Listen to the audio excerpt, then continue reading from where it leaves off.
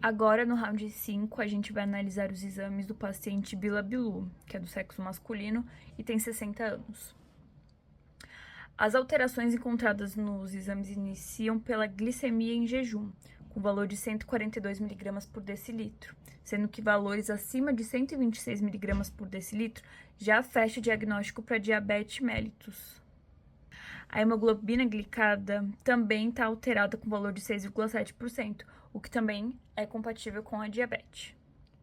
Esses resultados indicam que o paciente apresenta um quadro de hiperglicemia crônica, sugerindo diabetes tipo 2, não controlada. Associado a isso, observamos um nível elevado de ácido úrico, em 9,9 mg por decilitro, o que está acima do limite de 7 mg por decilitro, que é o valor de referência para homens. Essa alteração normalmente está associada à síndrome metabólica, especialmente quando está acompanhada da hiperglicemia, dislipidemia e sobrepeso. Também pode representar um risco aumentado para gota ou para complicações cardiovasculares. No hemograma, os leucócitos estão com valor de 22.700 milímetros cúbicos, o que é acima do valor de referência, bem acima do valor de referência de 4.000 a 11.000 milímetros cúbicos. Os principais achados são os linfócitos, em 60%, e a eosinofilia, em 9%. Esse padrão inflamatório infeccioso pode refletir uma resposta do organismo contra um patógeno. A presença dos eosinófilos em níveis elevados normalmente sugere a presença de uma infecção parasitária, o que é confirmado no exame parasitológico de fezes, que tem a identificação de cistos da Giardia lamblia. Esse é um protozoário que causa infecção intestinal e a sua presença normalmente está relacionada a sintomas gastrointestinais e má absorção, o que também é sugerido pela presença de gordura fecal e os leucócitos na fezes.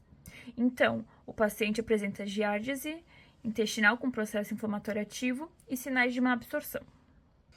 O PCR também está elevado com valor de 1,93 mg por decilitro, sendo que o valor de referência é inferior a 0,8 mg por decilitro, o que reforça a existência de um processo inflamatório sistêmico ativo, o que pode estar associado tanto à infecção intestinal quanto a outros distúrbios, como a pancreatite leve ou disfunções endócrinas.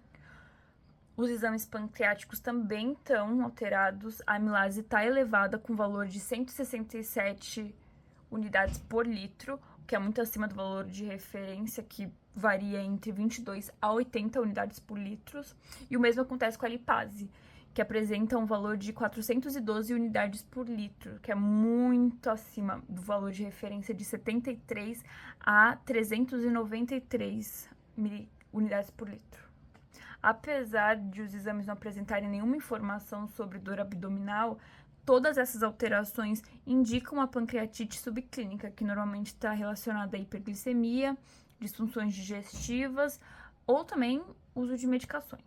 Nos exames da função tiroidiana, os resultados são um pouco estranhos. O TSH ele está elevado em 6,90, sendo o valor de referência até 5,6, o que em geral indica hipotiroidismo. Mas o T4 livre está também elevado, ele está em 2,98, sendo o valor de referência 1,60, o que indica hipertiroidismo. Essa divergência ela pode indicar uma resistência ao hormônio tiroidiano, mas também pode ter sido um erro do laboratório. Então, melhor é se fazer repetir os exames e incluir o T3 total e livre e a pesquisa do autoanticorpos tiroidianos, como anti-TPO e anti-TG. A CPK ela também está elevada em 397, sendo um valor de referência até 190. Ela é um marcador de lesão muscular. Isso pode ter várias causas, como esforço físico recente, algum trauma, processos inflamatórios musculares ou até associação com estado hiperglicêmico. Apesar de tantas alterações, o perfil lipídico ele está relativamente dentro da normalidade e o nível de vitamina D ele está adequado, em 44,4, afastando uma possível deficiência vitamínica como causa dos sintomas. Diante de todos esses achados, o quadro do paciente aponta para um diagnóstico de diabetes tipo 2, associado à síndrome metabólica, complicações digestivas por giardíase com má absorção intestinal e possível pancreatite leve. Além disso, há sinais de disfunção tiroidiana atípica e inflamação sistêmica, que devem ser melhor avaliados com exames complementares. Recomenda-se utilizar a ultrassonografia abdominal, avaliação do eixo tiroidiano com T3 ou autoanticorpos, a repetição do TSH e T4 livre, além de exames para poder monitorar as complicações da diabetes, como microalbuminúria, função renal e a avaliação cardiovascular. Agora, no round 6, a gente vai analisar os exames do paciente Mamichuri, do sexo masculino de 60 anos. Os seus exames apresentam uma série de alterações e a gente vai começar a falar sobre o hemograma. O RDW encontra-se em 16,3%, ultrapassando o limite superior de referência, que vai até 15,4%, ou seja, há uma variação na distribuição do tamanho das hemácias. Os leucócitos totais estão em 12.900 milímetros cúbicos, o que é acima do valor de referência, que vai até 11.000 milímetros cúbicos. Dentro da contagem diferencial, os bastonetes aparecem com 9%, segmentados com 72% e os monócitos com 12%. Agora, os linfócitos estão em 6%, que é abaixo do limite inferior de 22%. Ou seja, está tendo uma reorganização da resposta imunológica. No parâmetro glicêmico, a glicose em jejum foi de 58 mg por decilitro, o que é um pouco abaixo do valor de referência, que inicia em 60 mg por decilitro. Nada muito alterado, mas está fora do que é considerado padrão. Apesar disso, a hemoglobina glicada aparece com 6%, então está dentro da faixa de 5,7% a 6,4% do valor de referência. Então, tem que ter uma atenção quanto ao acompanhamento longitudinal do metabolismo da glicose.